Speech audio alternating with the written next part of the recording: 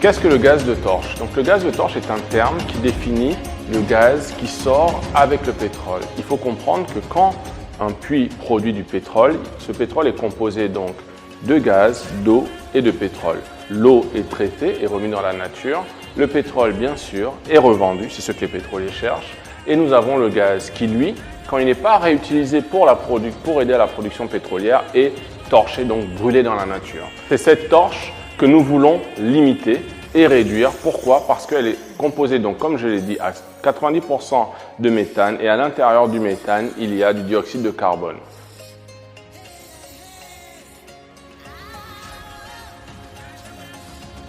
Nous sommes en train de travailler avec les sociétés pétrolières afin de mettre en place un plan directeur du gaz national qui va aider les différentes sociétés à réduire leur empreinte carbone et à réduire leur torchage de gaz par des incitations, c'est-à-dire en mettant un prix sur le gaz qui permettra aux sociétés pétrolières de créer de la richesse avec ce gaz au lieu de le brûler et de le gaspiller.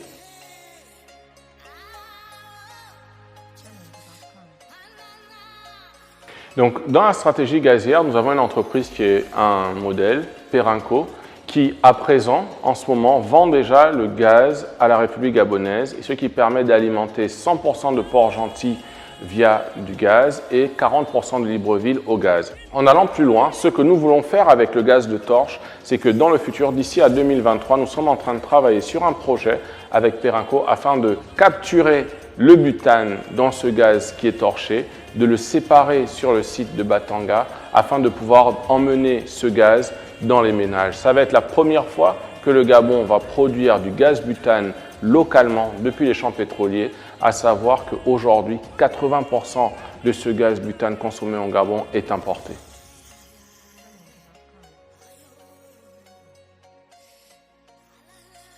La stratégie gazière répond totalement à l'ambition du chef de l'État et du Gabon vert. Pourquoi?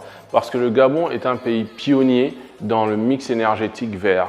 Ça fait plus de 10 ans que le Gabon travaille dessus. Aujourd'hui, nous sommes fiers de dire que Port-Gentil utilise à 100% du gaz pour sa génération électrique, que le mix énergétique sur Libreville est de 40% gaz, à peu près 50% hydroélectrique et 10% gasoil. Et notre bataille à venir est d'arriver à déplacer cette consommation de gasoil par une consommation plus propre, qui est le gaz naturel et l'énergie hydroélectrique. Par contre, le gaz, parce qu'on arrive à le déployer beaucoup plus rapidement que l'énergie hydroélectrique, va nous permettre à être un pont pour nous amener vers la transition énergétique et arriver à transformer toute cette ceinture centrale du nord du Gabon, du centre et du sud, aussi en énergie avec de l'énergie plus verte.